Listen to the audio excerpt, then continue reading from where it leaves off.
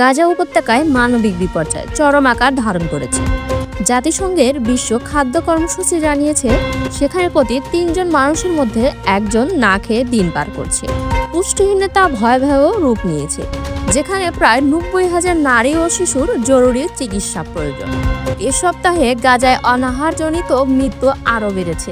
ফিলিস্তিন স্বাস্থ্য মন্ত্রণালয়ের তথ্য মতে শুধু গতকাল উপস্থিতিতে আরও ৯ জনের মৃত্যু হয়েছে।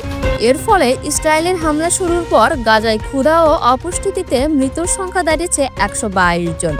ইসরায়েলের গাজায় সব ধরনের পণ্য সরবরাহ কঠোরভাবে নিয়ন্ত্রণ করছে, যদিও দেশটি দাবি করেছে ত্রাণ সহায়তা প্রবেশের আর কোনো বাধা নেই এবং হামাসকেই সব সংকটের জন্য দায়ী করছে। তবে আন্তর্জাতিক সাহায্য সংস্থাগুলো জানিয়েছে উড়োজাহাজ থেকে ত্রাণ ফেলার মতো উদ্যোগ কার্যকর কোনো সমাধান নেই।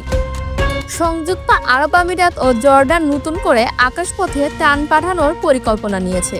তবে জর্ডানের এক ঊর্ধ্বতন কর্মকর্তা জানিয়েছে এখনও ইসরায়েলের কাছ থেকে তাদের সেনাবাহিনীর জন্য প্রয়োজনীয় অনুমতি মেলেনি। এ পরিস্থিতিতে জার্মানি, ফ্রান্স ও যুক্তরাজ্য এক যৌথ বিবৃতিতে গাজায় চলমান মানবিক বিপর্যয় ও যুদ্ধবন্ধের আহ্বান জানিয়েছে।